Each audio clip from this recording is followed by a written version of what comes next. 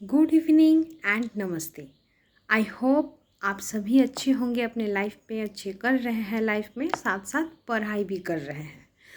तो this is my 7th class on Indian contract act. Already 6 class हमारा complete हो चुका है।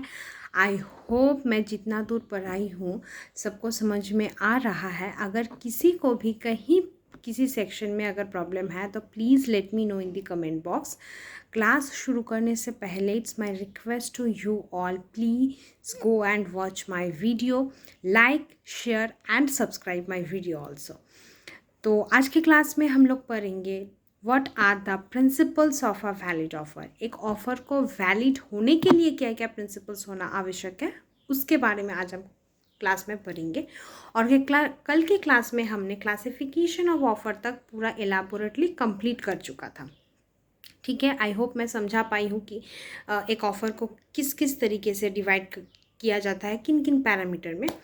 ठीक है, तो बिना टाइम वेस्ट किए आज की क्लास शुरू करते हैं। तो आज की क्लास है all about legal principles of valid offer. ठीक है, at the very outset it may be mentioned that it is not every offer which, even if accepted, can result in a valid and binding contract। मतलब इसका मतलब ये है कि हम किसी भी ऑफ़र को, दो इट एक्सेप्टेड, ऑफ़र एक्सेप्ट हुआ, हम सभी ऑफ़र जो भी हमारा एक्सेप्ट हो रहा है वो कॉन्ट्रैक्ट नहीं बनेगा इन फ्यूचर। तो जो भी ऑफ़र हमारा एक्सेप्ट हो रहा है, ऑफ़र एक्सेप्ट होने का मतलब ही नहीं है कि in future terms it will become a contract. ठीक है, तो पहले उस ऑफ़र में क्या क्या फैक्टर्स होना आवश्यक है ताकि वो इन फ्यूचर में जाके वो अगर एक्सेप्ट हो गया तो वो कॉन्ट्रैक्ट बनेगा। क्या क्या है? Does an offer must possesses certain essential characters, उसमें कुछ एसेंशियल फैक्टर्स होना आवश्यक है before it is capable of acceptance, then leading to the formation of binding contract। acceptance होने के पहले उस ऑफर में कुछ important factors का होना आवश्यक है जो उसे एक्सेप्ट करने के बाद कॉन्ट्रैक्ट बनाएगा। ठीक है, तो हर एक ऑफर जो हमारा एक्सेप्ट हो रहा है उसको हम कॉन्ट्रैक्ट नहीं कहेंगे, या फिर उनके पास वो अथॉरिटी उनका उस ऑफ़र का है नहीं कि वो फ्यूचर में जाके खुद को कॉन्ट्रैक्ट कहेगा।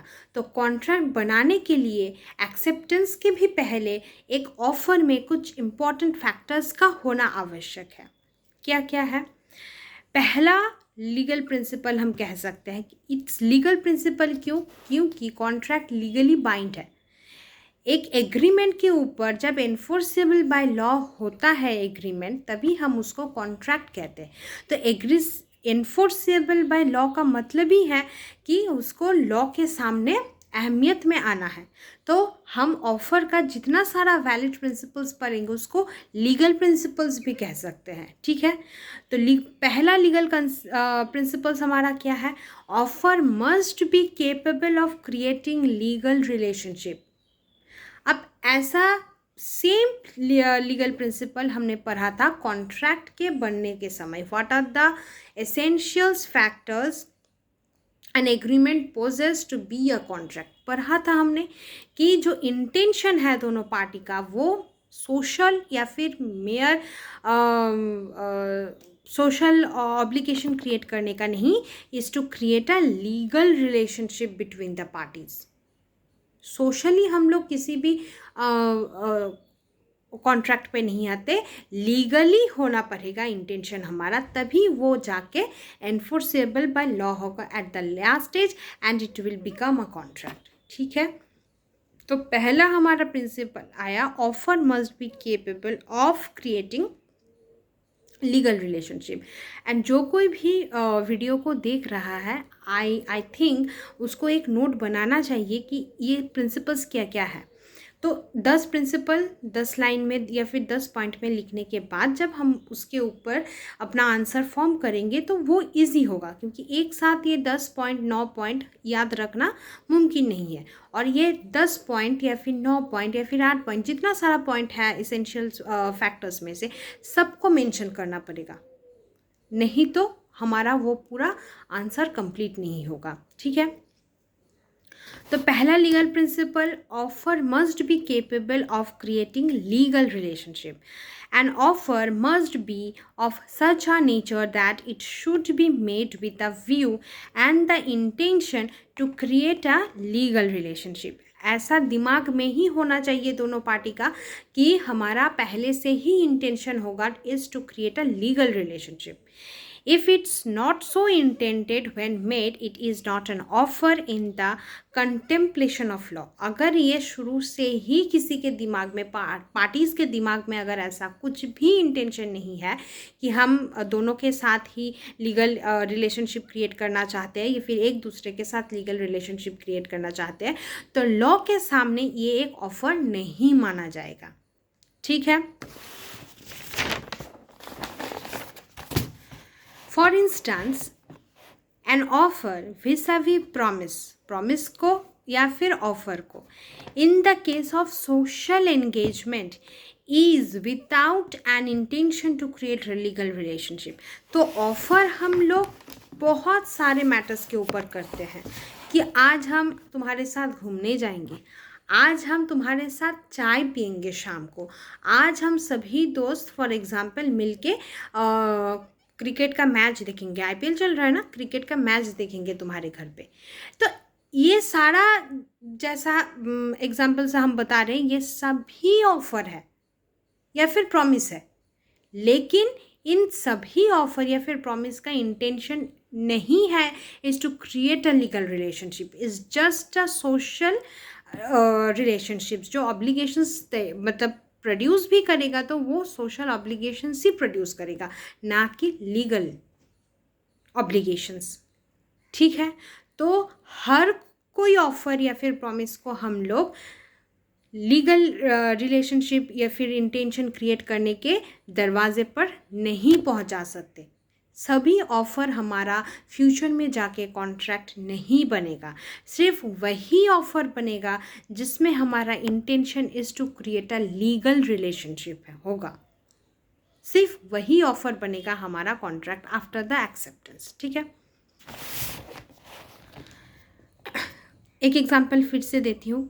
Inviting a friend for dinner is a mere social invitation that's amounting to an offer, and such an invitation even if accepted, ऐसा एक ऑफ़र के बाद एक्सेप्ट भी हो गया, लेकिन इसको हम ऑफ़र वो ऑफ़र नहीं कहेंगे जिसका इंटेंशन है is to create a legal relationship.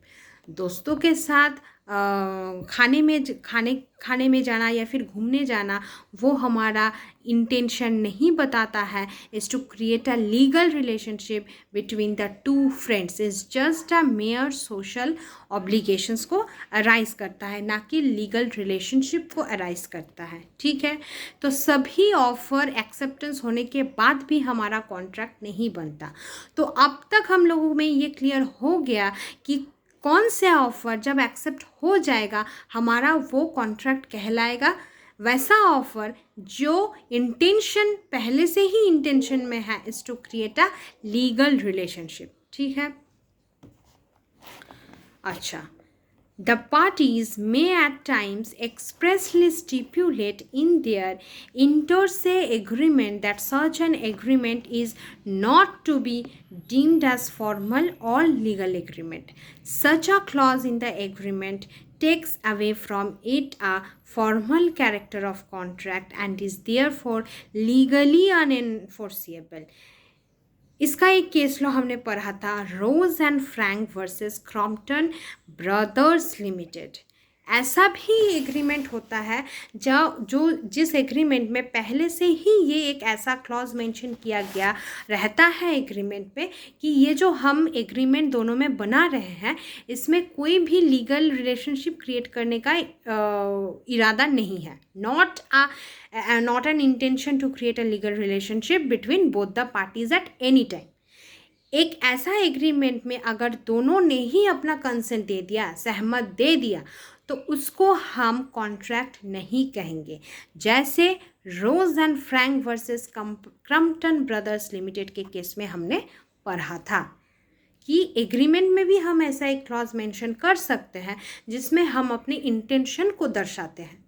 तो अगर हमने पहले से ही अपना इंटेंशन को बता दिया कि हमारा ऐसा इंटेंशन नहीं है to create a legal relationship in the future या फिर अभी एट प्रेजेंट, तो उस ऑफ़र को हम लोग कहीं पे भी कॉन्ट्रैक्ट नहीं बना सकते। ठीक है, उससे वो पावर हम लोग छीन लिए। कौन सा power? To be legally enforceable by law. ठीक है, again there may be other situations which highlights a pure and simple a domestic agreement which intention could be presumed and interpreted from the very nature of the agreement between the parties. The relevant case law on this point would be Balfour versus Balfour 1919. ये भी case law हमने पढ़ा था। अब आई request कि ये Rose and Frank versus Crompton Brothers Limited और Balfour versus बाल्फर 1919 का केस लॉ हमने कहाँ पढ़ा था, पिछले सेक्शन में I cleared all these case laws. तो प्लीज़ कमेंट बॉक्स में आप बताएंगे कि ये हमने पढ़ा कब था। ठीक है, तो एक है जब हम एग्रीमेंट में ऑलरेडी मेंशन कर देते हैं कि हमारे दोनों पार्टी में इंटेंशन नहीं है to create a legal relationship, ये एक क्लॉज है। तो उसमें भी हम डायरेक्ट एक्सप्रेस बता दे रहे हैं कि हमारा इन लीगल रिलेशनशिप क्रिएट करने का कोई इंटेंशन नहीं है। एंड सेकेंड थिंग, हम लोग इस डोमेस्टिक एग्रीमेंट से भी वो प्रिज्यूम कर लेते हैं कि इस टाइप के एग्रीमेंट से हमारा कोई लीगल रिलेशनशिप तैयार नहीं होता, जैसे कि हस्बैंड वाइफ के बीच, एक फादर और चाइल्ड के बीच, या फिर मम्मी और बेटी के बीच। हमारा इंटेंशन ही नहीं है to create a legal relationship. पापा कुछ प्रॉमिस ऑफर किया, मैं कुछ एक्सेप्ट किया चाइल्ड बच्चा होने के नाते ही, तो ये हमारा लीगल रिलेशनशिप नहीं क्रिएट करता। पापा ने खुशी हो कि चलो मेरा बेटा अच्छा रिजल्ट किया, उसका पॉकेट मनी और 100 रुपये बढ़ा देता है, तो अब पापा वो भूल गया, तो बेटा कोर्ट में जाके ये नहीं बताएगा कि पापा ने प्रॉमिस किया था 100 रुपये बढ़ाने के लिए लेकिन नहीं बढ़ाया। This is an domestic agreement जिसका इंटेंशन नहीं है to create a legal relationship between the parties. वैसे ही हस्बैंड वाइफ में भी, अब हस्बैंड मानो उसके वाइफ को हर महीना 500 रुपये या फिर 1000 रुपये देता है खर्चा करने के लिए, अब किसी भी महीने में वो भूल गया कि नहीं दिया, ठीक है, या फिर उसके पास है नहीं, तो वाइफ कोर्ट में जाके ये नहीं बोलेगा कि मेरा हस्बैंड इस महीने में ना 1000 रुपये देना भूल गया, उसके अगेंस्ट मैं केस करना चाहती हूँ और वो पैसा मैं लेना चाहती हूँ। नहीं, it's just a domestic agreement जिसमें इंटेंशन नहीं है to create a legal relationship, क्योंकि हस्बैंड वाइफ के बीच एक डोमेस्टिक रिलेशन होता है, ना कि लीगल। ठीक है, तो पहला प्रिंसिपल आया हमारा is to create a legal relationship. ठीक है, अब second principle legal relationship is to create a legal relationship, उसके ऊपर हमने बहुत ही दो अहम केस लॉ पढ़ा, एक Rose and Frank versus Crompton Brothers का केस और एक है बाल्फर वर्सेस बाल्फर 1919 का केस। ठीक है, अब सेकेंड प्रिंसिपल, लीगल प्रिंसिपल क्या है? The term of the offer must be definite and certain, same as contract. क्यों? सब कुछ कॉन्ट्रैक्ट के तरह क्यों है? क्योंकि ऑफर से ही ना हम कॉन्ट्रैक्ट तक पहुंचेंगे। तो हमारा जो टर्म है ऑफर का वो डेफिनिट एंड क्लियर होना चाहिए। अगर ऑफर ही समझ में नहीं आया, उसमें ही अगर एम्बिग्विटी है, तो एक्सेप्टेंस कैसे होगा? अब एक्सेप्टेंस नहीं होगा तो वो प्रॉमिस नहीं बनेगा, अब प्रॉमिस नहीं बनेगा तो उसके ऊपर कंसिडरेशन नहीं लगेगा, और कंसिडरेशन नहीं लगेगा तो एग्रीमेंट नहीं होगा, एग्रीमेंट नहीं होगा तो लीगली एनफोर्सेबल नहीं होगा। एक एक स्टेज एक एक के साथ कनेक्शन है, जैसे ग्राउंड फ्लोर नहीं होगा तो फर्स्ट फ्लोर नहीं होगा, फर्स्ट फ्लोर नहीं होगा तो सेकेंड फ्लोर नहीं होगा इन अ बिल्डिंग। ठीक उसी तरीके से कॉन्ट्रैक्ट भी हमारा स्टेप बाय स्टेप बनता है। ठीक है, तो हमारा पहला लीगल प्रिंसिपल था क्या? Is to create a legal relationship. अब सेकेंड प्रिंसिपल क्या है? The terms of the offer must be definite and certain. Definite and certain दोनों का ही होना आवश्यक है। ठीक है, the terms of the offer must be definite, non unambiguous and certain, so that it may yield या फिर constitute a valid agreement if accepted. तो ऑफ़र का जो टर्म्स होगा वो डेफिनिट होना है, अनएम्बिगुअस होना है, सर्टेन भी होना है, तभी उसके ऊपर अगर ऑफ़र को एक्सेप्ट किया जाएगा तभी वो हमारा बनेगा कॉन्ट्रैक्ट, अदरवाइज़ कॉन्ट्रैक्ट नहीं बनेगा। एट एनी सिचुएशन वो कॉन्ट्रैक्ट नहीं बनेगा। इट्स वेरी सिंपल ना, अगर हमें ऑफ़र ही समझ में नहीं आया तो एक्सेप्टेंस हम किसके बारे में देंगे। मानो मैं तेल का बिजनेस करती हूँ, ठीक है, या फिर मानो मैं साड़ी का ही बिजनेस करती हूँ। अब मेरे पास बहुत कलर का साड़ी है, red, yellow, green, violet colour है, जो भी कलर है। अब मेरा दोस्त मुझको आके ये बताए कि हम ना तुम्हारे पास से रेड कलर का साड़ी खरीदने के लिए आएंगे। अब मानो रेड कलर का तो बहुत सारा वैरायटी होता है, बनारसी होता है, ऑर्गेन्जा होता है, और जो साड़ी का डिफरेंट टाइप्स है, मुझे तो इतना नहीं पता। तो अब मैं सोच में यही पड़ गई ना कि उसको चाहिए तो चाहिए कौन सा साड़ी। तो ये क्लियर है? क्लियर नहीं है। रेड कलर का कौन सा साड़ी चाहिए, कैसे रेंज में चाहिए, कुछ क्लियर नहीं है। तो इसके ऊपर मैं एक्सेप्टेंस कैसे दूँ? नहीं दे सकती। तो ऑफ़र के टर्म्स को बहुत ही क्लियर एंड डेफिनिट होना है, तभी उसके ऊपर एक्सेप्टेंस दिया जा सकता है। ठीक है, अच्छा, if the offer is ambiguous and vague, then the rights and obligations arising out of it when accepted cannot be exactly ascertained. अगर वो उसका टर्म्स क्लियर नहीं है, वेग है, उसमें अनसर्टेनिटी है कि ये कि वो क्या मांग रहा है ऑफर में, तो उससे हमारा कुछ एक मतलब जो राइट हम मतलब जिसके ऊपर वो एक्सेप्टेंस देगा वो क्लियर नहीं है। तो एक्सेप्टेंस वो किसके ऊपर देगा, अगर वही क्लियर नहीं है तो ऑफ़र को हम ऑफ़र एक्सेप्टेड हुआ ये नहीं मान सकते हम। ठीक है, Thus a vague offer does not convey any precise and definite meaning, in which event there would be lack of consensus ad idem, जिसको हम पढ़े हैं section 13 of ICA Indian contract act, कि हमारा कंसेंट कहाँ पे डिफाइन किया गया है, section 13 of Indian contract act. तो ऑफ़र हम एक टर्म पे बना दिए जो टर्म क्लियर ही नहीं है। अब जो एक्सेप्टेंस देगा, जिसके साथ हम ऑफ़र करना चाहते हैं, अगर उसको यही समझ में नहीं आया कि ऑफ़र है किस चीज़ का, हम एक्सेप्टेंस दे किसके ऊपर, तो वो उसमें तो कंसेंट ही नहीं है, सहमति तो नहीं है। वो किसके ऊपर सहमत देगा? मैं मेरे दोस्त के साथ ऐसे एक एग्रीमेंट किया कि मुझे तुम्हारे 3 मकान है, मुझे तुम्हारे किसी एक मकान को ख़रीदना है। अब लो, ये कैसा है? अब मेरा दोस्त अगर मुझसे ऑफर करना भी चाहता है कॉन्ट्रैक्ट, तो उसको तो ये समझ में नहीं आएगा कि मकान 1 को ख़रीदना है, कि मकान 2 को ख़रीदना है, कि मकान 3 को ख़रीदना है।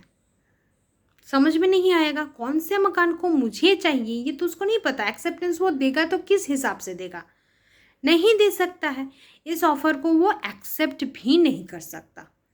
ये ऑफ़र ही रहेगा, एक्सेप्ट नहीं होगा।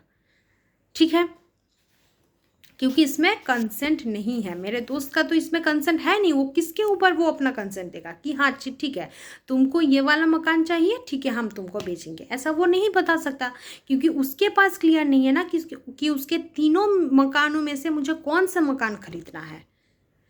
ठीक है, अब विलियम एंसन की पहले क्लास में हमने ऑलरेडी एक वो वर्ड पढ़े थे उनका ही, कि एक वैलिड ऑफर और एक वैलिड एक्सेप्टेंस का रिलेशनशिप क्या है, होता क्या है एक्चुअली वो। ठीक उसी प्रकार विलियम एंसन भी बोले हैं, law will not make a contract for the parties out of terms which are illusionary and indefinite. I repeat, law will not make a contract for the parties out of terms which are illusionary and indefinite. Law ऐसा कोई भी contract parties के साथ नहीं करेगा जो कि illusionary है and indefinite है। तो लॉ पार्टी के साथ उन टाइप या फिर उन टर्म्स के ऊपर नहीं करेगा जिसका मतलब क्लियर नहीं है, जो इनडेफिनिट है, अनसर्टेन है, एम्बिगवस है, इल्यूजनरी है, जिसका मतलब ही क्लियर नहीं है। लॉ उस टर्म्स के ऊपर कॉन्ट्रैक्ट नहीं करेगा पार्टीज़ के साथ। ये किसका कहना है? विलियम एंसन का कहना है। ठीक है, तो हर बार हम जो पढ़ रहे हैं ये तो इतना समझ में आ गया कि पहले बात तो इंटेंशन को लीगल रिलेशनशिप क्रिएट करवाना है, उस इंटेंशन का होना आवश्यक है। सेकेंड थिंग, जिस टर्म्स के साथ हम ऑफर बना रहे हैं उस टर्म्स को हमारा डेफिनेट एंड क्लियर होना चाहिए। ठीक है, Thus, if the terms are uncertain, its acceptance cannot create a contractual relationship. ये भी हम पढ़े हैं section 29 of Indian contract act, जो वॉइड एग्रीमेंट बताता है। ये section 29 of Indian contract act deal करता है कि जिस ऑफर का मतलब हमारा सर्टेन नहीं है, अनसर्टेन है, उसका एक्सेप्टेंस भी पॉसिबल नहीं है। ठीक है, agreements the meaning of which are not certain or not capable of being certain are expressly declared to be void according to chapter 12. We have already read this part. ठीक है, जिसका मतलब ही, जिस ऑफर का मतलब ही समझ में नहीं आ रहा है, अनसर्टेन है, कुछ सर्टेन नहीं है, उसको हम वॉइड मानेंगे, वॉइड ही मानेंगे, क्योंकि मतलब ही जब समझ में नहीं आ रहा है तो लॉ के सामने उसका कोई भी इम्पोर्टेंस नहीं है। ठीक है, अच्छा, एग्जाम्पल के साथ समझते हैं। A says to B, I will sell you a horse. A ने बी से कहा कि मैं एक घोड़ा बेचना चाहता हूँ। ए ओन्स 4 डिफरेंट हॉर्स। ए के पास 4 घोड़ा है।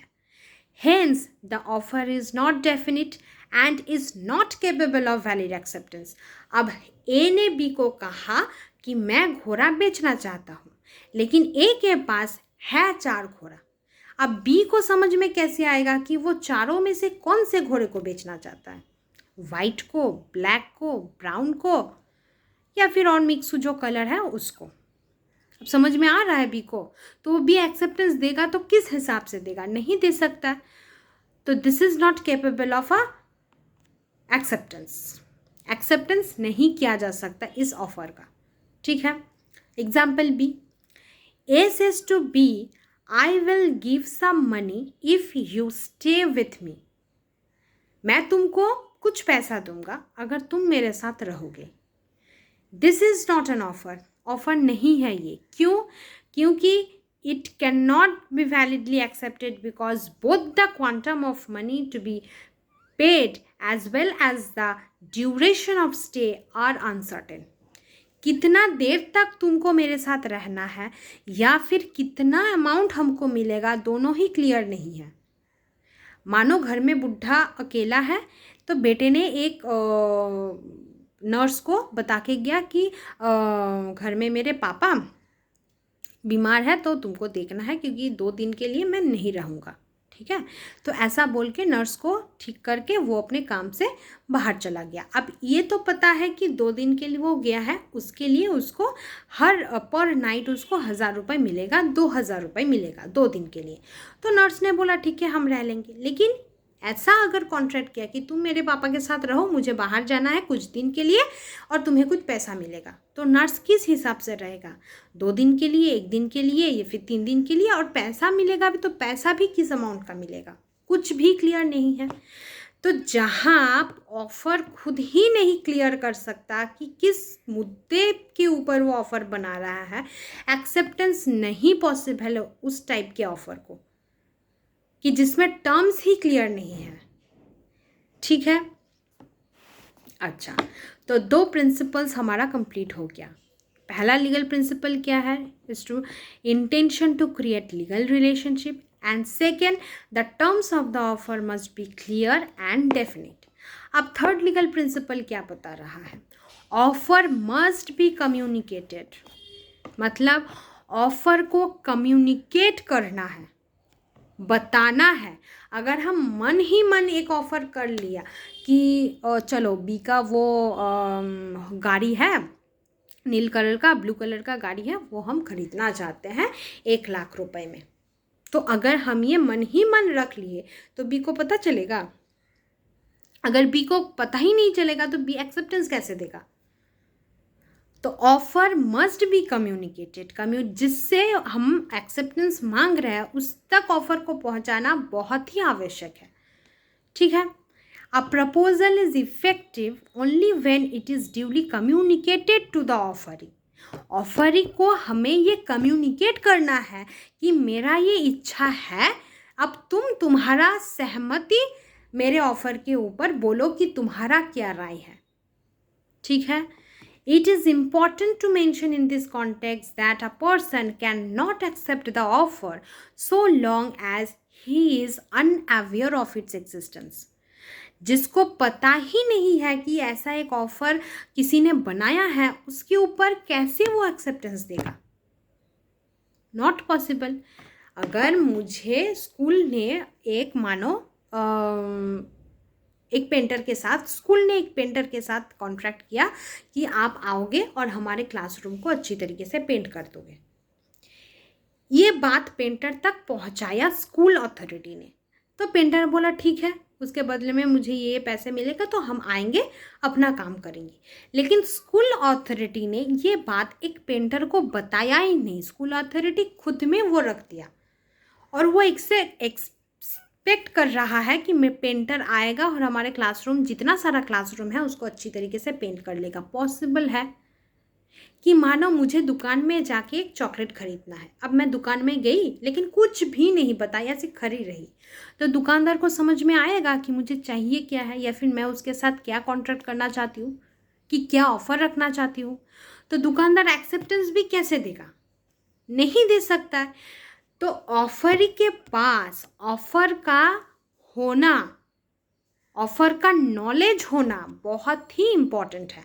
अदरवाइज एक ऑफरी उसके ऊपर एक्सेप्टेंस नहीं दे सकता। जिसका नॉलेज ही ऑफरी को नहीं है उसके ऊपर वो एक्सेप्टेंस कैसे ही देगा? आम बात है।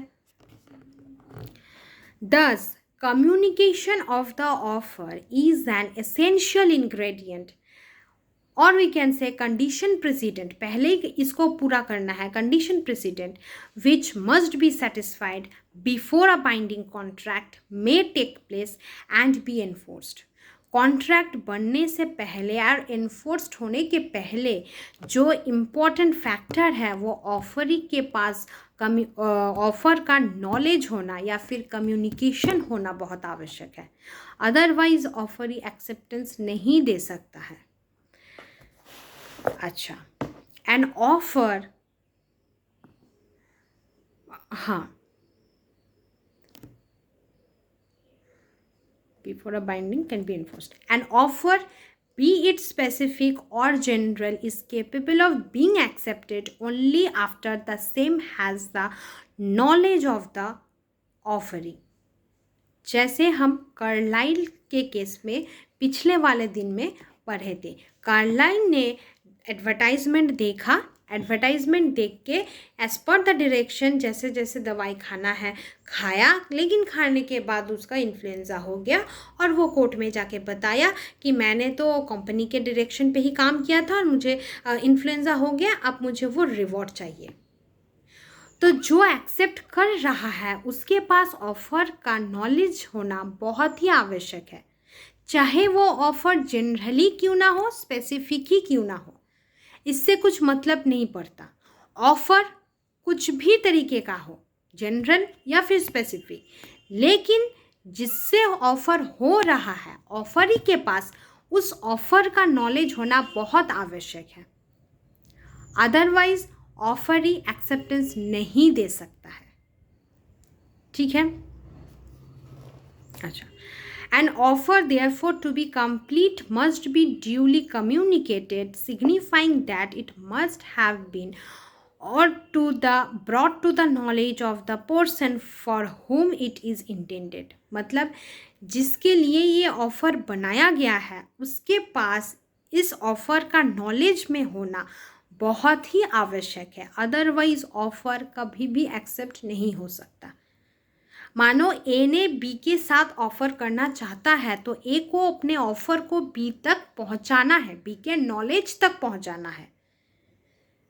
जब बी को पता चल गया तब बी ए के ऑफ़र के ऊपर एक्सेप्टेंस दे सकता है। जब तक बी के पास ए का ऑफ़र या फिर ए के ऑफ़र के नॉलेज को नहीं पहुंचाया गया, तब तक बी अपना एक्सेप्टेंस ए के ऑफ़र के ऊपर नहीं दे सकता।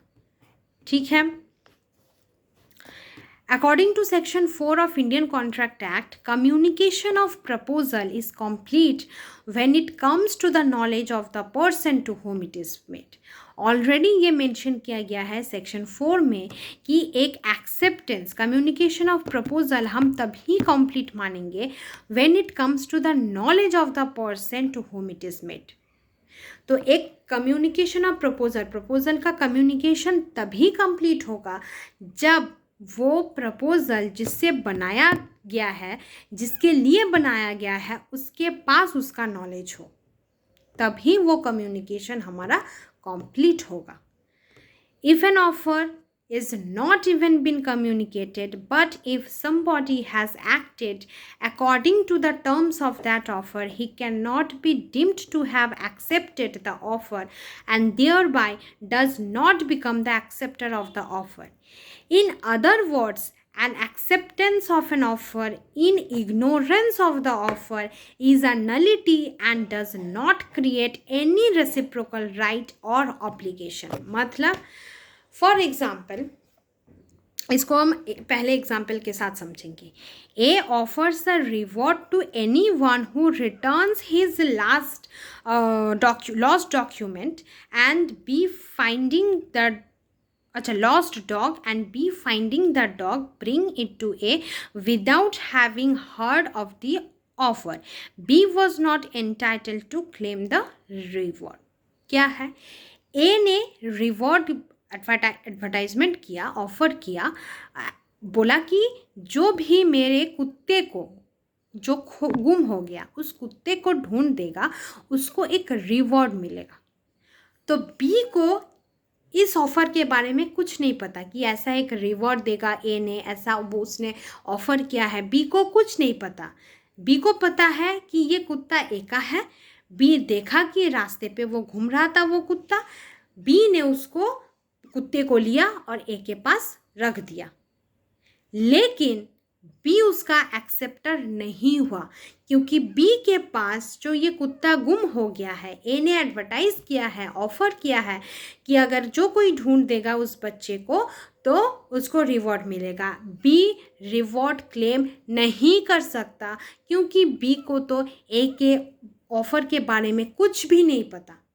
बी ए के कुत्ते को पहचानता था, जानता था, इसलिए बी ने ए के पास उसके कुत्ते को पहुंचा दिया, ऑफ़र सुन के नहीं पहुंचाया. तो अगर किसी भी इंसान जिसको ऑफ़र के बारे में नहीं पता लेकिन ऑफ़र में लिखा के जैसा जैसा लिखा है उस हिसाब से उसने काम किया है, हम उसको एक्सेप्टेंस नहीं मानेंगे.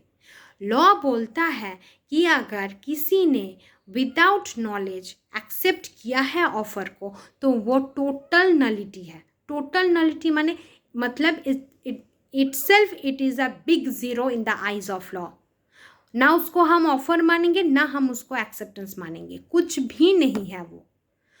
तो बिना ऑफ़र का नॉलेज होते हुए अगर किसी ने उस ऑफ़र को एक्सेप्ट किया है तो उसको हम एक्सेप्टेंस नहीं मानेंगे. जैसा कि एग्जाम्पल में बी ने ए के कुत्ते को बिना ऑफ़र का जाने हुए ही, नॉलेज हुए ही बी ने ए के कुत्ते को ढूंढ दिया और ए के पास पहुंचा दिया. लेकिन बी ऑफ़र को सुनने के बाद, मतलब तब तक वो उसने कुत्ते को ढूंढ दिया, ए के पास पहुंचा भी दिया. अब बी को समझ में आया कि उसने तो ऐसा ऐसा ऑफ़र किया था तो मैं एक कुत्ते को ढूंढ दिया हूँ तो वो जो रिवॉर्ड है उस पैसे को मुझे ही मिलना चाहिए. नहीं मिलेगा क्योंकि उस ऑफ़र को सुनने के बाद उसने कुत्ते को नहीं ढूंढा, उसके पहले ही वो कुत्ते को ढूंढ दिया. ठीक है. नॉलेज के बगैर एक्सेप्टेंस नहीं हो सकता, कोई भी एक्सेप्टेंस नहीं दे सकता. ठीक है. अब इसके बारे में एक बहुत ही फेमस केस लॉ है, क्वेश्चंस ऑलरेडी आ चुका है इसके ऊपर। वो केस लॉ क्या है? लालमन शुक्ला वर्सेस गौरी दत्त 1913 का केस लॉ है। Gauri sent her servant Lalman in search of her missing nephew. Gauri afterwards announced her, पहले भेज दिया लालमन को, फिर गौरी ने एक अनाउंसमेंट किया कि एक रिवॉर्ड मिलेगा for information concerning the missing boy. जो भी मिसिंग बॉय को ढूंढ देगा उसको एक रिवॉर्ड मिलेगा। Lalman traced the boy in ignorance of any such announcement. Lalman को जब गौरी ने भेज दिया था बच्चे को ढूंढने के लिए, उसके बाद गौरी ने ऐसा एक एडवर्टाइजमेंट दिया था, ऑफर बनाया था। लालमैन को इसके बारे में कुछ नहीं पता। लालमैन ने बच्चे को ढूंढ लिया। Subsequently, when he came to know about the reward, he claimed it. जब उसको पता चला कि गौरी ने ऐसा एक ऑफर बनाया है कि जो भी उस बच्चे को ढूंढ देगा उसको वो एक रिवॉर्ड देगा, तो वो क्लेम कर रहा है। लालमन गौरी से क्लेम कर रहा है कि मैंने आपके बच्चे को ढूंढ दिया। It was held that since Lalman को इस ऑफर एंड रिवॉर्ड के बारे में कुछ नहीं पता था, एक्सेप्टेंस वो नहीं दे सकता है, क्योंकि उसने जो बच्चे को ढूंढा था वो ऑफर के अनाउंसमेंट के पहले ही ढूंढ चुका था। ऐसा गौरी ने ऑफर बनाया है कि रिवॉर्ड मिलेगा, ऐसा कुछ भी लालमैन को नहीं पता। जब लालमैन ने बच्चे को गौरी के पास सौंपा, पहुंचा दिया, तब लालमैन को पता चला कि गौरी ने इन द मीन टाइम ऐसा एक अवार्ड अनाउंस किया है जिससे उसे रिवॉर्ड मिलेगा। तो लालमैन को पहले से ही उसके ऑफर के बारे में नहीं पता था, पता चला काम करने के बाद, तो वो एक्सेप्टेंस नहीं दे सकता किसी भी हाल में भी। जिसका नॉलेज ही लालमैन को नहीं है वो एक्सेप्टेंस देगा किसके ऊपर? The same case in Fitch versus Snedaker 1868 में है, जो भी डील करता है कि ऑफर के नॉलेज के बगैर हम एक्सेप्टेंस नहीं दे सकते उस ऑफर के ऊपर। ठीक है, अच्छा।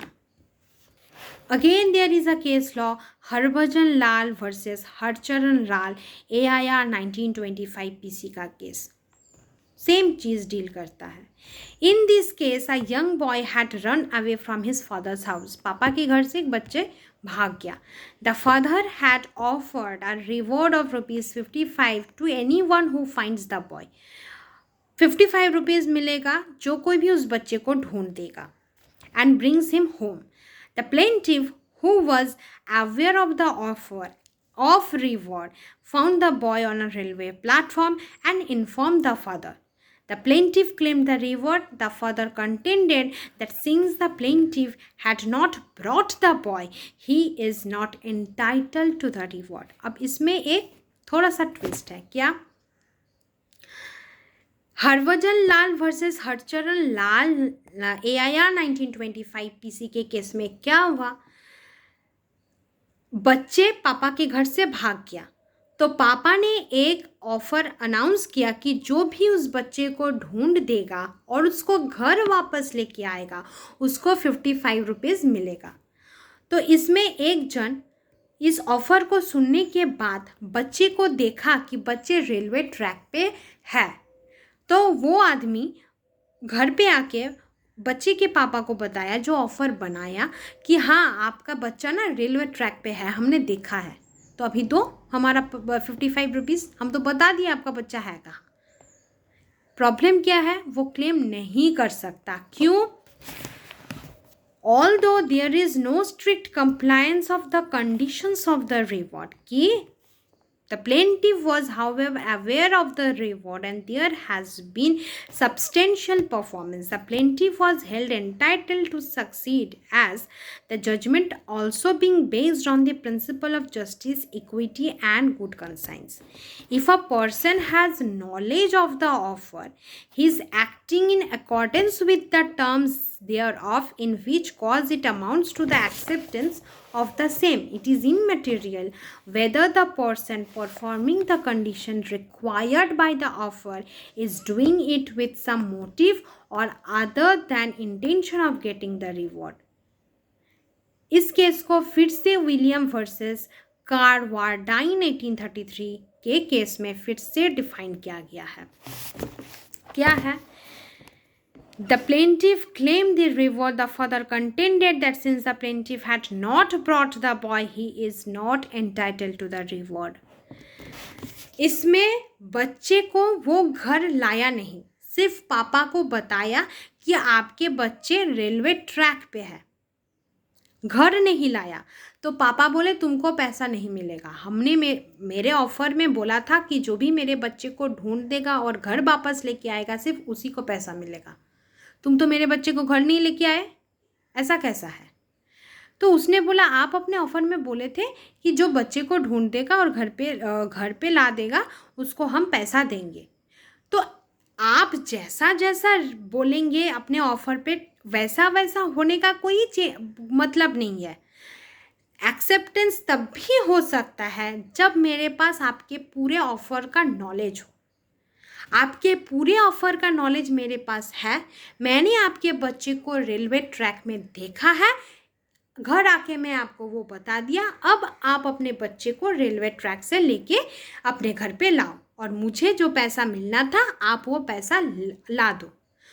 तो जजमेंट इस केस के जस्टिस मियर्स जो थे वो भी बताए कि ऑफर का ठीक ठाक से पालन करना इज़ नॉट नेसेसरी, ऑफर का नॉलेज होना इज नेसेसरी.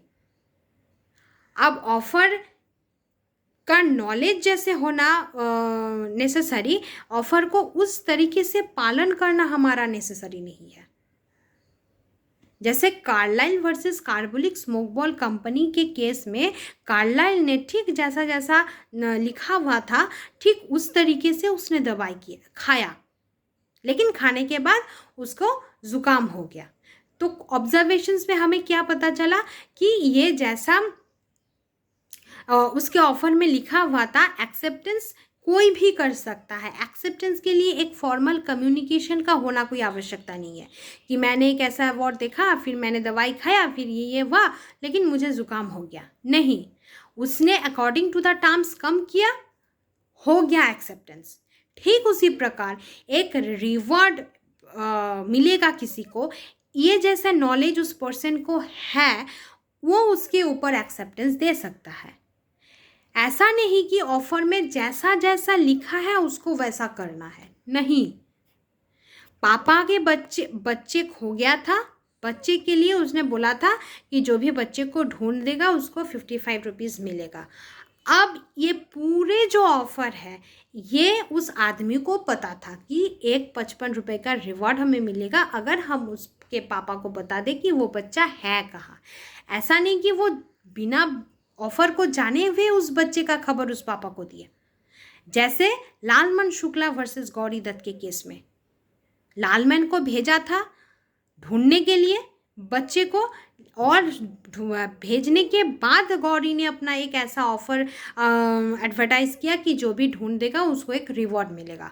फिर जब लालमैन ने बच्चे को ढूंढ के लाया उसके बाद उसको पता चला कि एक ऐसा ऑफ़र है, फिर वो गौरी से बोला कि चलो मैंने तो आपका बच्चा ढूंढ दिया, अब हमको वो रिवॉर्ड दे दो.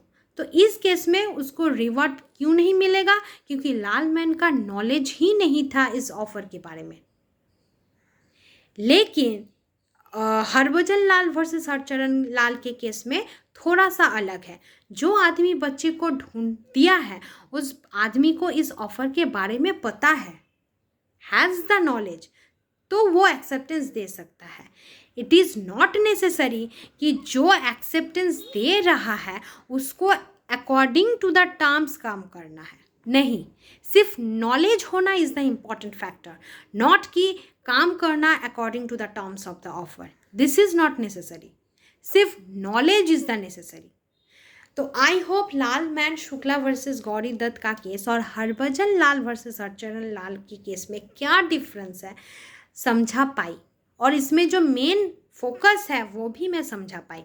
आई रिपीट, मैं फिर से दोहराती हूँ क्योंकि थोड़ा सा कंफ्यूजिंग सेक्शंस है केस लॉ के साथ पढ़ना।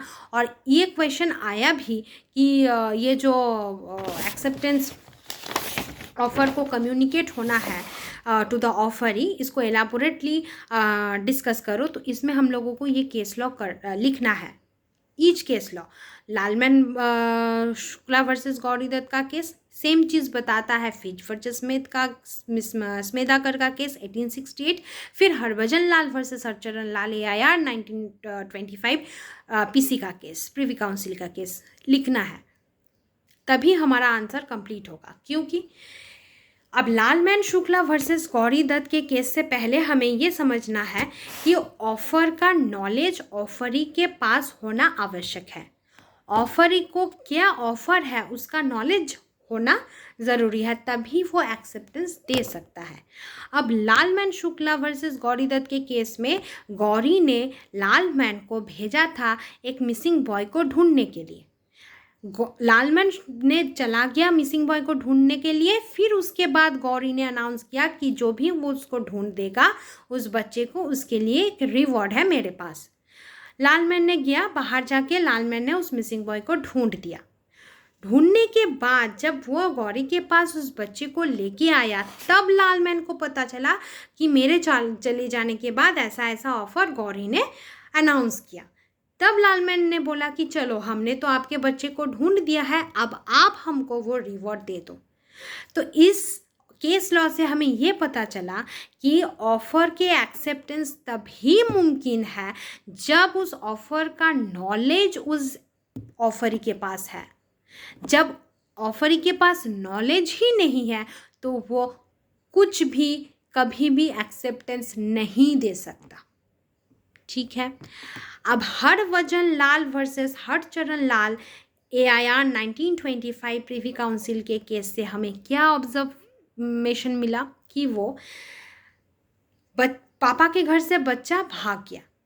अब उस बच्चे को ढूंढने के लिए पापा ने एक ऑफर सबके सामने बोला कि जो भी मेरे बच्चे को ढूंढ देगा उसको 55 रुपीज़ मिलेगा। ये बात सुन के एक आदमी गया बच्चे को ढूंढने के लिए। वो देखा बच्चा रेलवे ट्रैक पे था।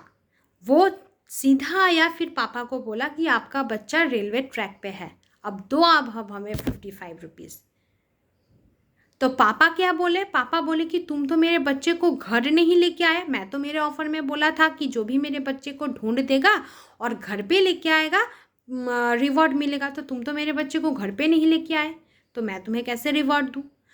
तो इस केस से ऑब्जर्वेशन हमें यही मिलता है कि जस्टिस C. मियर्स ने बताया था कि ऑफ़र का नॉलेज ऑफरी के पास इम्पोर्टेंस है, ना कि उस हिसाब से चलना।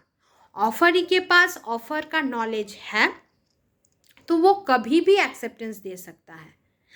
अब ऑफरी के पास ऑफ़र का नॉलेज ही नहीं है तो वो एक्सेप्टेंस कभी भी नहीं दे सकता। ठीक है। I hope in Lalman Shukla versus Gauri Dutt और हरभजन लाल वर्सेस हरचरण लाल के केस का क्या डिफरेंस है और उससे हमें ऑब्जर्वेशन में मिला क्या ऑब्जर्वेशन में, फिर हमारा लीगल प्रिंसिपल क्या हुआ, मैं समझा पाई हूँ। लीगल प्रिंसिपल ने ही बताया दोनों केस लॉ पढ़ने के बाद कि ऑफरी के पास ऑफ़र का नॉलेज होना इम्पोर्टेंस है, ना कि according to terms and conditions of the offer काम करना ज़रूरी है। नॉलेज है ऑफ़र का, ऑफ़र ही एक्सेप्टेंस दे सकता है। ठीक है। तो हमारा 3 लीगल प्रिंसिपल कंप्लीट हो गया अकॉर्डिंग टू केस लॉज। तो हमारा एक बहुत बड़ा चैप्टर या फिर पार्ट हम कह सकते हैं कि एक ऑफ़र का वैलिड होना हम कैसे तय कर सकते कि ये हमारा ऑफ़र वैलिड है, तो ये आगे चल के एक्सेप्टेंस के बाद हमारा कॉन्ट्रैक्ट बनेगा। तो क्या क्या है? पहला है the intention must be to create legal relationship. एक रिवीजन कर लेते हैं कि इतना देर तक क्या पढ़े। The intention is to create a legal relationship. Second, the terms must be definite and clear of the offer. Offer का टर्म्स बहुत ही क्लियर होना चाहिए एम्बिगुअस नहीं होना चाहिए, अनसर्टेन नहीं होना चाहिए। अगर अनसर्टेन हुआ तो वो वॉइड होगा। This is already mentioned under section 29 कि जिस ऑफर का टर्म्स कंडीशंस मतलब ही अनसर्टेन है, उसके ऊपर कोई भी एक्सेप्टेंस नहीं दिया जा सकता, वो ऑफर ही वॉइड है। थर्ड वन इज ऑफर का knowledge, offer must be communicated to the offeree. Offer का नॉलेज होना ऑफर के पास बहुत ही आवश्यक है, ठीक है। तो ये तीनों प्रिंसिपल्स को एलाबोरेटली हमने विद केस लॉज बहुत अच्छी तरीके से समझ में शायद सबको समझ में आ गया। हम बहुत अच्छी तरीके से पढ़े, मैं समझाने की कोशिश की हूँ।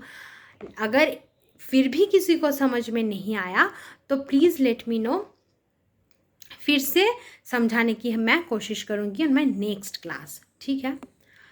अच्छा, इसके बाद मैं क्वेश्चन देती हूँ जो ऑलरेडी जुडिशियरी में आ चुका है।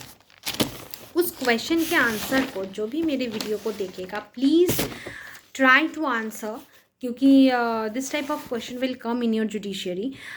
घर बैठे ही सभी बहुत सारे ऐसे स्टूडेंट हैं जो जुडिशियरी की प्रिपरेशन कर रहा है, तो उसके लिए ये बीच बीच में क्वेश्चन प्रैक्टिस करना बहुत ही इंपॉर्टेंट है। अदरवाइज समझ में नहीं आएगा कि ये हम जो पढ़े ये हमको समझ में आया कि नहीं आया।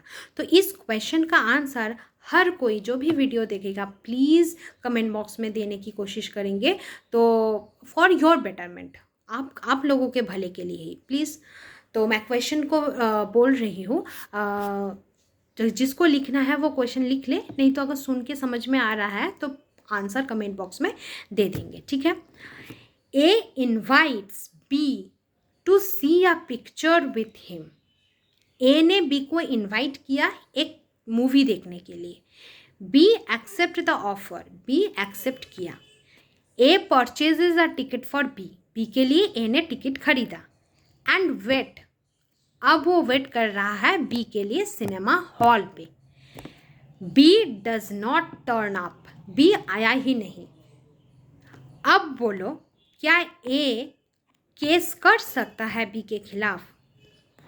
फिर से मैं दोहराती हूँ क्वेश्चन को। ए ने बी से एक ऑफर किया कि चलो आज सिनेमा देखने, मूवी देखने चलते हैं। बी ने एक्सेप्ट किया, बोला ठीक है हम मूवी देखने जाएंगे। ए ने बी के लिए टिकट खरीदा और सिनेमा हॉल में ही वेट करने लगा, लेकिन बी आया ही नहीं। क्या ए बी के अगेंस्ट केस कर सकता है? अगर केस कर सकता है तो किस हिसाब से कर सकता है? अगर केस नहीं कर सकता है तो किस हिसाब से नहीं कर सकता है? और अगर किसी को इसके ऊपर कोई केस लॉ याद आ भी रहा है जो मैंने पढ़ाया है, तो प्लीज़ वो केस लॉ भी मेंशन करना, ठीक है। जिसका सही होगा उसको मेरे तरफ से एक शाउट आउट मिलेगा। Definitely I will take his और her name on my next class. तो आई होप क्वेश्चन सबको समझ में आया। मैं फिर से बता दे रही हूँ कि ए ने इनवाइट किया बी को कि उसके साथ एक मूवी देखने चलो। बी को ऑफ़र किया ए ने कि मूवी देखने के लिए। बी एक्सेप्ट किया कि हाँ मूवी देखने चलेंगे। ए ने बी के लिए एक टिकट खरीदा और सिनेमा हॉल में वेट करने लगा, लेकिन बी ने आया ही नहीं सिनेमा देखने के लिए। तो क्या ए बी के अगेंस्ट केस कर सकता है? ठीक है, आंसर्स के लिए आई विल वेट डेफिनेटली। तो नेक्स्ट क्लास में देखते हैं कि किसका सही है होता है आंसर। चलो, अब हमारा यहाँ पे कंप्लीट हो गया legal principles of a valid offer. Offer के होने में क्या क्या प्रिंसिपल्स होना चाहिए to be a valid offer, उसने हमने कंप्लीट कर लिया। अब हम पढ़ेंगे कि एक जेन्युइन ऑफर को mayor declaration of intention, a mere supply of information और an invitation to make an offer, इसमें हमारा क्या क्या डिफरेंसेस है। तो पहला डिफरेंस है हमारा एक जेन्युइन ऑफर के साथ एन ऑफर और अ मेयर डिक्लेरेशन ऑफ इंटेंशन। सिर्फ एक इंटेंशन को डिक्लेयर करने से हमारा ऑफर होता है कि नहीं होता है, उसका डिफ्रेंसिएशन अब हम समझेंगे, ठीक है। If a person merely declares his intention to do something in the case of casual conversation or discussion, that will not give rise to any right or obligation. It is not to be held as offer. अब offer में पहला ही हमारा legal principle है that intention must be to create a legal relationship. अब बातों बातों में हमने सिर्फ हमारा इंटेंशन को डिक्लेयर किया, सिर्फ इंटेंशन को, ऐसा नहीं कि उस इंटेंशन को हमें बनाना ही है. तो क्या हम उसको ऑफर कहेंगे? नहीं कहेंगे. अगर हम लोगों को इरादा, अगर पार्टी का इरादा सिर्फ इंटेंशन को मेंशन करना है तो वो हमारा ऑफर नहीं कहलाएगा. ठीक है. मानो एक कन्वर्सेशन में ऐसा बताया कि हाँ उसका वो उसके साथ मुझे उस बारे में कॉन्ट्रैक्ट करना था. ऐसा नहीं कि मुझे हाँ कॉन्ट्रैक्ट करना है, मुझे उसको बताना है, नहीं. सिर्फ ऐसे बातों बातों में हमने बता दिया कि मेरा ऐसा इंटेंशन है उसके साथ कॉन्ट्रैक्ट करने का. उसका वो मकान मुझे अच्छा लगा, बोल के देखेंगे कि वो बेचेगा कि नहीं बेचेगा. मतलब कोई इंटेंशन नहीं है is to create a legal relationship कि मुझे उससे मकान वो ख़रीदना है, कितने पैसों से देगा, वो कुछ नहीं है. जस्ट ऐसे बातों बातों में casual discussion between two friends हम कह सकते हैं. ठीक है. तो जब हमारा intention just to mere like a mere declaration, not to create any legal relationship, तो वो हमारा ऑफर नहीं होगा. ठीक है. अब second, mere supply of information. अब मेयर सप्लाई ऑफ इंफॉर्मेशन नाम सुन के ही पता चल रहा है कि सिर्फ इंफॉर्मेशन को हम बता रहे हैं दूसरे पार्टी में. Please ignore the background noise. Okay.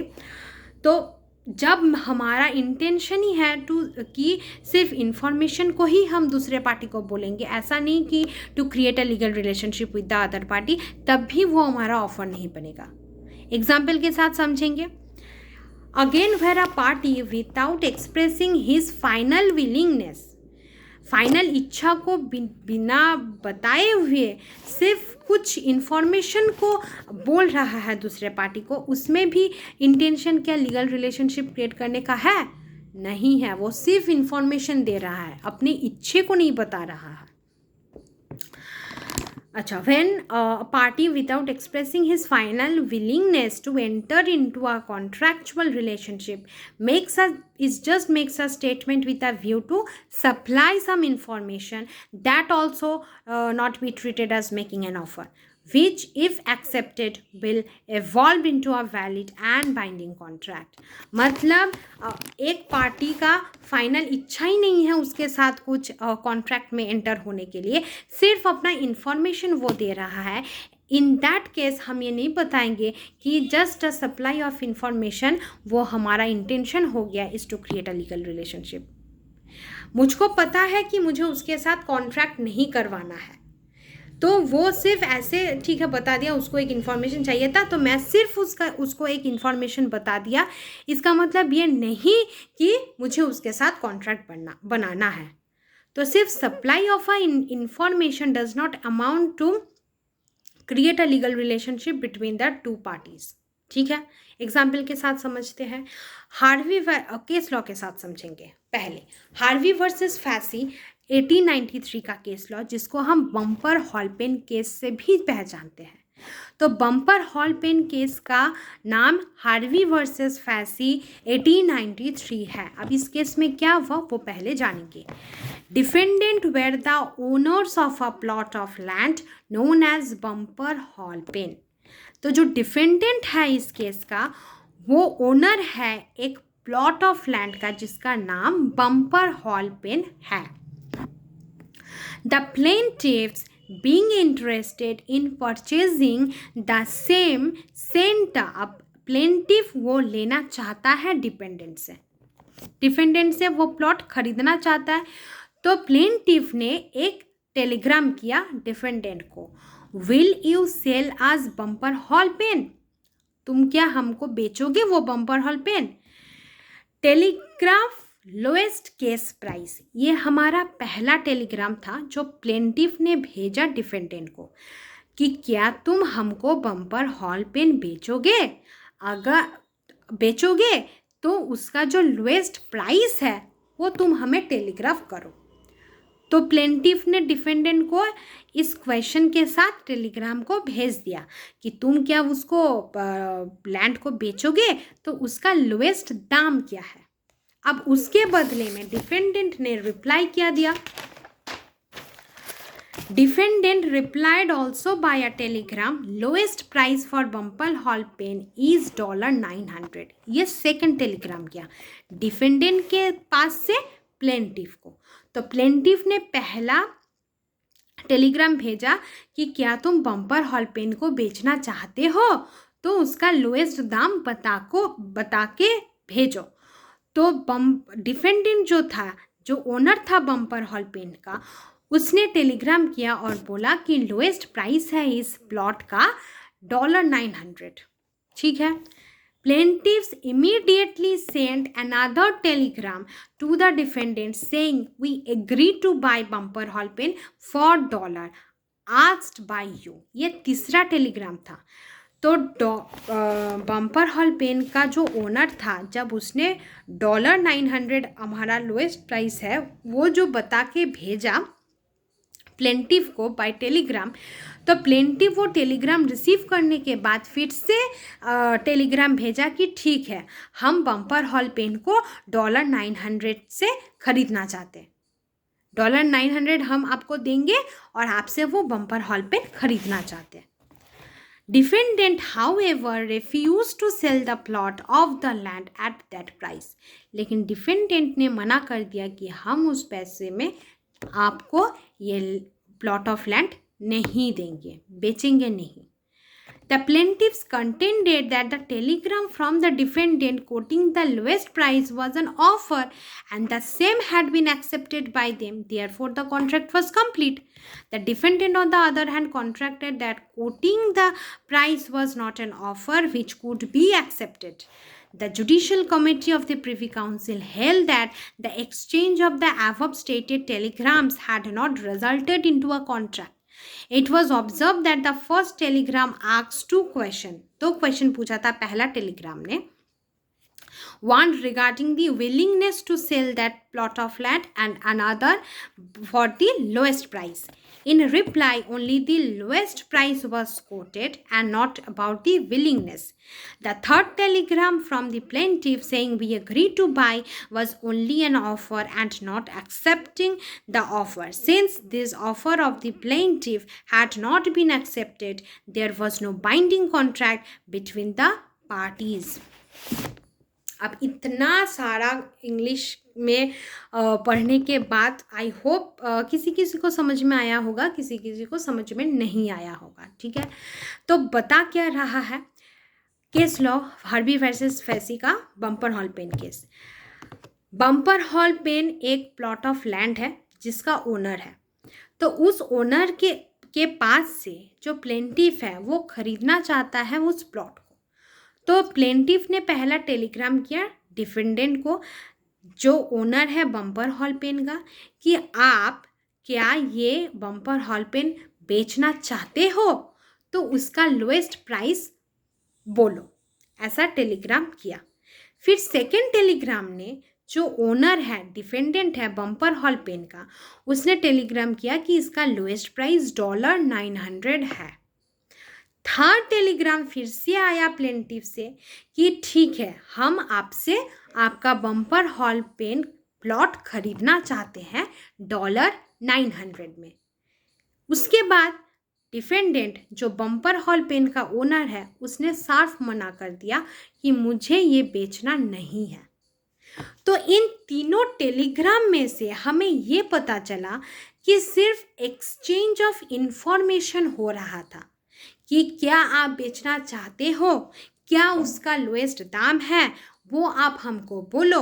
तो इसमें कुछ ऑफ़र नहीं है, एक ही ऑफ़र है जो थर्ड टेलीग्राम में लिखा हुआ था कि हम आपसे आपका बम्पर हॉल पेन $900 में ख़रीदना चाहते हैं। अब अगर वो टेलीग्राम का आंसर डिफेंडेंट जो ओनर है बम्पर हॉल पेन का देता कि ठीक है हम आपको बेचना चाहते हैं, तो वो हमारा एक कॉन्ट्रैक्ट होता।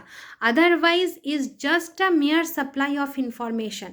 पहले टेलीग्राम ने क्वेश्चन किया था, 2 क्वेश्चन। पहला क्वेश्चन था कि डिफेंडेंट उस प्लॉट को बेचना चाहता है कि नहीं चाहता, about the willingness of the defendant whether he is ready to sell his bumper hall pen or not, and second the lowest price। तो डिफेंडेंट ने अपनी इच्छा के बारे में कुछ नहीं पता कि हाँ मैं बेचना चाहता हूँ कि नहीं बेचना चाहता हूँ, कुछ नहीं बताया, सिर्फ उसने लोएस्ट प्राइस को मेंशन कर दिया। तो इसको हम ऑफ़र या फिर एक्सेप्टेंस कुछ नहीं मान सकते। पहला ऑफ़र आया था वो थर्ड टेलीग्राम ने, प्लेंटिफ ने किया था कि हम आपके पास से वो बम्पर हॉल पेन $900 से खरीदना चाहता है। तो इसका कोई जवाब नहीं दिया, ही रिफ्यूज्ड, मतलब एक्सेप्टेंस नहीं हुआ, ये ऑफ़र भी नहीं हुआ। तो एक स्पेसिफिक ऑफ़र के साथ हम जस्ट एक simple mayor supply of information को ऑफ़र नहीं कहेंगे, ठीक है। जिस प्रकार से हम सिर्फ इंटेंशन को बताना, नॉट टू क्रिएट सिर्फ declaration of a mayor intention, जैसा एक ऑफ़र हमारा नहीं बना था, ठीक उसी प्रकार just a mayor supply of information भी हमारा ऑफ़र नहीं बनाता। आई रिपीट, एक इंटेंशन को डिक्लेयर करने से या फिर सप्लाई ऑफ इंफॉर्मेशन से हमारा ऑफ़र नहीं बनता, ठीक है। ऑफ़र बनने के लिए एक्सेप्टेंस का होना ज़रूरी है, ना कि इंफॉर्मेशन का आदान प्रदान। Just not to transfer of information from one party to another party amounts to acceptance of an offer, नहीं, वो ऑफ़र होगा नहीं। तो एक डिक्लेरेशन को मेंशन कर देने से ही वो ऑफ़र नहीं होगा। सेम वे सिर्फ सप्लाई ऑफ इंफॉर्मेशन से भी हमारा वो ऑफ़र नहीं बनेगा। And now the third one is invitation to make an offer or requesting to make an offer। अब हम किसी को रिक्वेस्ट कर रहे हैं या फिर इनवाइट कर रहे हैं कि आओ और ऑफ़र बनाओ, तो क्या वो ऑफ़र बनेगा? It is sometimes difficult to distinguish elements of intention which cannot and are not intended to result in binding obligation from the very beginning, from distinct offers which admit of acceptance so as to lead to binding promises and eventually formation of a contract। कभी कभी ये बहुत ही problem हो जाता है अलग करना इस एलिमेंट को, क्या सच में ये एक ऑफ़र बनाना चाहता है या फिर एक्सेप्टेंस देगा इस ऑफ़र के ऊपर या फिर नहीं देगा। पहले से ही ये बहुत प्रॉब्लमेटिक हो जाता है कि ये सच में क्या एक ऑफ़र बनाना चाहता है कि बनाना नहीं चाहता, ठीक है। In cases which create such obligation, it has to be inquired as ascertained whether the statement or expression of interest amounts to an offer capable of acceptance instantaneously, or is it merely an intention to others to make an offer, otherwise referred to as request for proposal। तो उन case में जिस case में हमें ये पता ही नहीं चल रहा कि वो ऑफ़र बना रहा है कि उसके ऊपर वो ऑफ़र को बनाना चाहता है, तो उस केस में हमें ये देखना है कि वो हमारा एक्चुअली हमसे ऑफ़र बनाना चाहता है कि हमें रिक्वेस्ट कर रहा है to make a offer.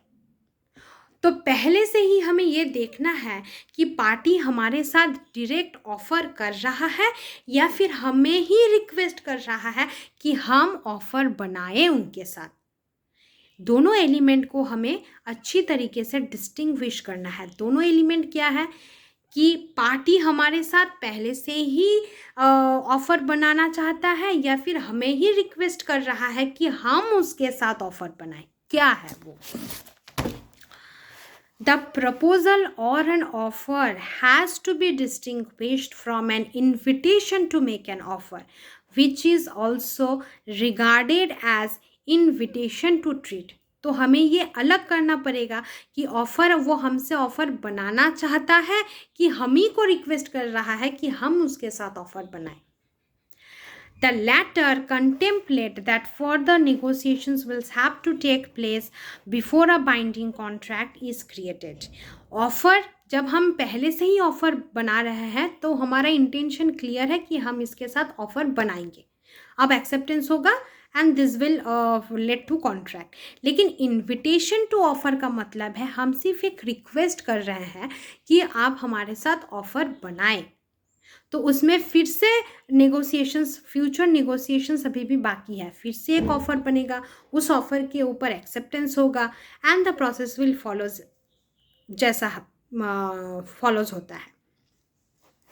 Therefore, in case of offer, there are two stages which involved in the formation of legally enforceable transactions. That is, offer is made and duly communicated. तो offer के दो stage है, offer बनाया, offer को communicate कर दिया जिससे हम ऑफ़र बना रहे हैं, acceptance to the offer and its due communication.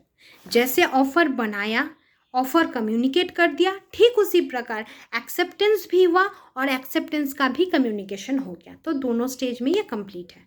तो जब हमारा इंटेंशन ऑफ़र बनाने का है तो दो स्टेज में ये कंप्लीट हो जाता है।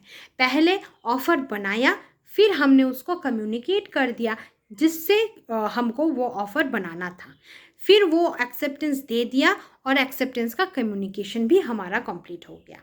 But when in case of invitation to an offer, जब हमारा invitation to make an offer है, उस केस में an individual insisted of making an offer explicitly and directly may make some statement of intention or do some act with a view to invite others to make offers। लेकिन जब हमारा intention है to किसी को invite करना offer बनाने के लिए या फिर किसी को रिक्वेस्ट करना कि आप आओ ऑफ़र बनाओ, उन केस में पहले हम एक इनविटेशन या फिर रिक्वेस्ट करते हैं कि आपसे हमें ऑफ़र बनाना है, एक रिक्वेस्ट करते हैं, ऑफ़र उसके बाद बनाते हैं।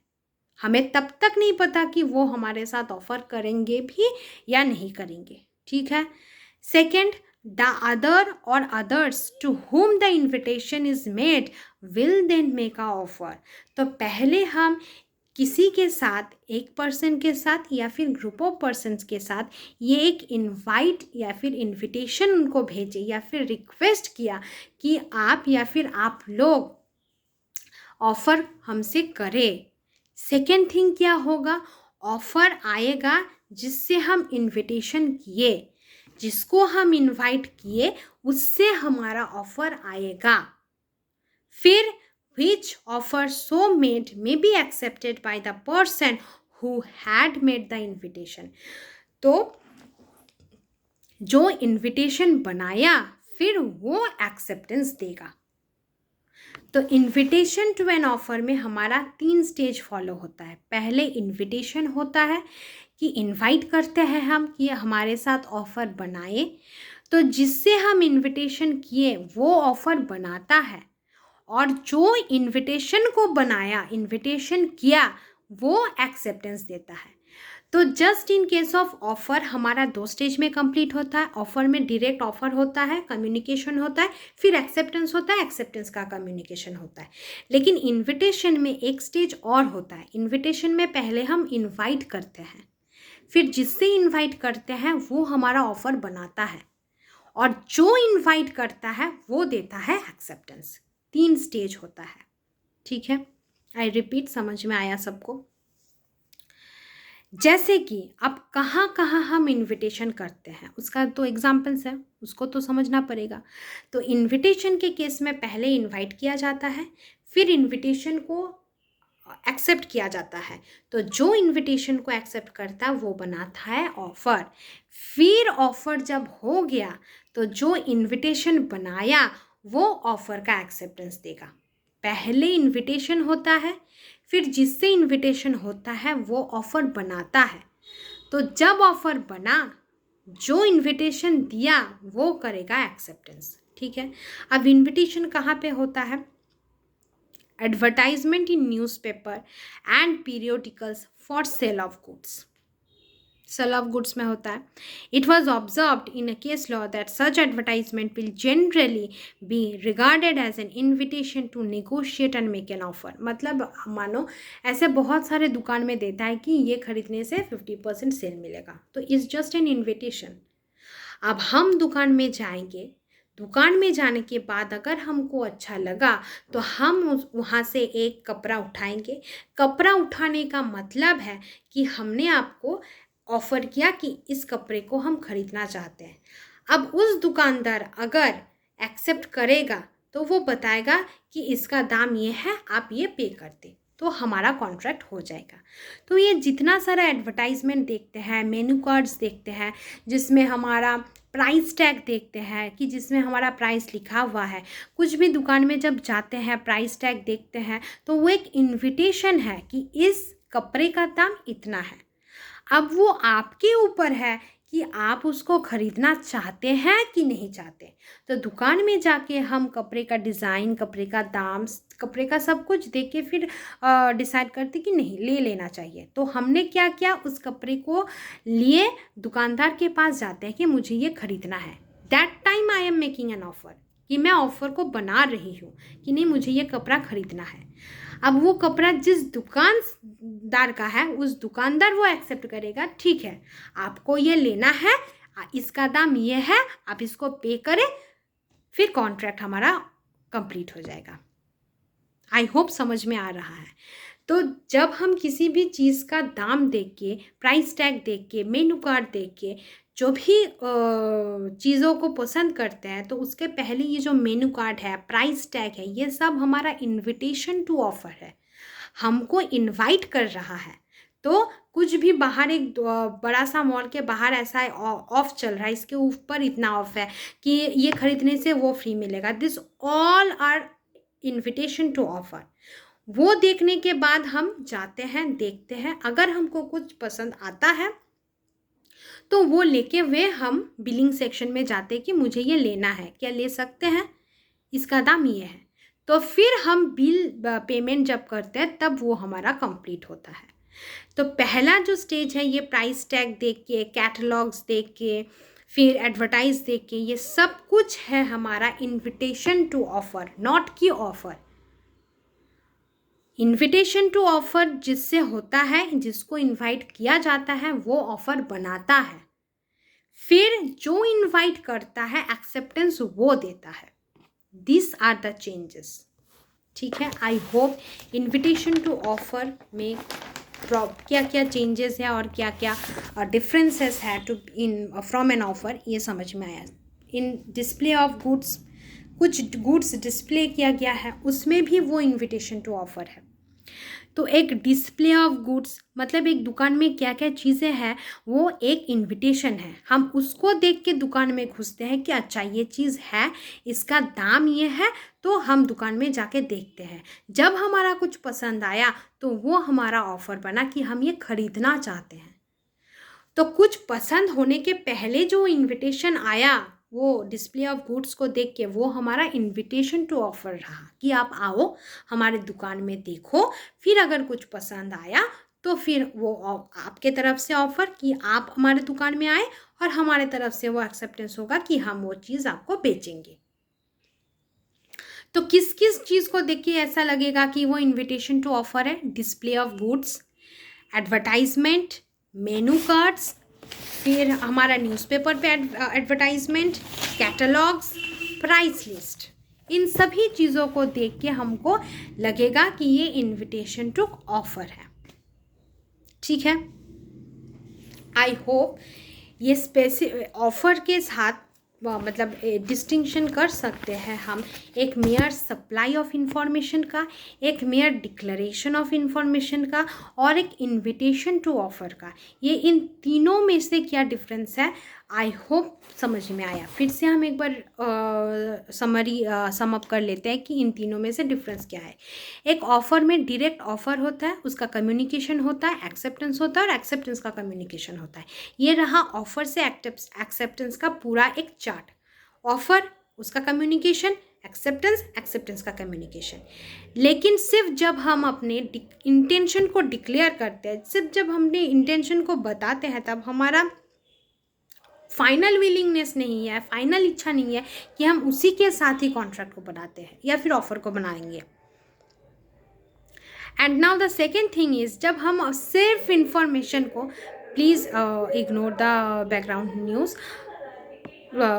समथिंग कुछ एडवर्टाइजमेंट, इसमें भी कुछ एडवर्टाइजमेंट का ही कुछ हो रहा है, ऑफ़र कर रहा है कि अभी चलो ये ऑफ हो रहा है तो आप आओ हमारे दुकान में, अगर पसंद आया तो you can buy from our दुकान, सम दैट टाइप ऑफ। क्या कोइंसिडेंस है, हम भी यही पढ़ रहे हैं, हमारे बैकग्राउंड में भी वही म्यूज़िक आ रहा है। चलो ठीक है, इग्नोर दैट, वो हमारे पढ़ाई का पार्ट है नहीं। बीच बीच में एंटरटेनमेंट की भी ज़रूरत नहीं होती है, otherwise it will be very boring. कभी कभी कोई बोलता है कि law in itself are very boring, but मुझे तो नहीं लगता कि लॉ बोरिंग है। अगर ठीक से समझाया जा सके या फिर समझ में आ सके तो law in itself very interesting, सच में वेरी इंटरेस्टिंग है। तो एक ऑफ़र पढ़ने से पहले हमें ये पता चला कि ऑफ़र का होना, ऑफ़र का नॉलेज ऑफ़र ही के पास होना, फिर उसके ऊपर एक्सेप्टेंस, एक्सेप्टेंस का फिर कम्युनिकेशन, ये पता चल गया। तो जब हम सिर्फ अपनी इंटेंशन को डिक्लेयर कर रहे हैं या फिर जब हम एक मामूली सा इंफॉर्मेशन को ट्रांसफ़र कर रहे हैं एक पार्टी से दूसरे पार्टी को, या फिर हम किसी को इनवाइट कर रहे हैं टू मेक एन ऑफ़र, वो हम उसको ऑफ़र नहीं कहेंगे। Is just they are different from offer. तो इनविटेशन में, ऑफ़र में क्या होता है, पहले हम उनको इनवाइट करते हैं कि नहीं ऑफ़र बनाइए, तो जिससे इनवाइट करते हैं वो ऑफ़र बनाता है, और जो इनविटेशन करता है वो एक्सेप्टेंस देता है ऑफ़र पे। ठीक है, तो हम पूरे केस लॉज के साथ इन सारे चीज़ों को बहुत अच्छी तरीके से समझें। अगर इसके ऊपर भी किसी को समझ में ना आए तो प्लीज़ लेट मी नो, हम नेक्स्ट क्लास में उसको पहले समझाएंगे, फिर हम हमारा दूसरा जो पार्ट है, इम्पॉर्टेंट पार्ट, उसको हम कंप्लीट करेंगे। ठीक है, तो कॉन्ट्रैक्ट का वैलिड एसेंशियल्स फैक्टर्स हम पढ़े, फिर ऑफ़र का क्लासिफिकेशंस पढ़े, फिर ऑफ़र का जो इम्पोर्टेंस है, एसेंशियल फैक्टर्स है, उसको हम पढ़े। ठीक है, तो आई होप अब तक सब कुछ कंप्लीट है। और हाँ, आज की क्लास में तो मैं और भी एक क्वेश्चंस दी हूँ कि क्वेश्चन को मैं फिर से रिपीट कर दे रही हूँ कि जो ए ने बी के साथ ऑफ़र किया कि आज हम मूवी देखने चलते हैं, तो बी ने उसके ऊपर एक्सेप्टेंस दिया कि हाँ देखने चलते हैं, तो ए ने बी के लिए एक टिकट खरीदा मूवी हॉल का, और वो मूवी हॉल में ही, सिनेमा हॉल में ही वेट करने लगा बी के लिए, लेकिन बी आया ही नहीं। तो ए क्या बी के अगेंस्ट केस कर सकता है? तो इसका answer please let me know in the comment box. सबका आंसर मुझे कमेंट बॉक्स में चाहिए, जिसका सही होगा उसका शाउट आउट नेक्स्ट क्लास में हम उसको देंगे। ठीक है, अब देखते हैं किसका सही है और किसको कितना समझ में आया। ठीक है, और अगर केस लॉस को भी किसी को पता चल गया उस क्वेश्चन का, तो mention that case laws, okay, in the comment box. Thank you, and please do like, share and subscribe my channel. ठीक है, बाय, थैंक यू।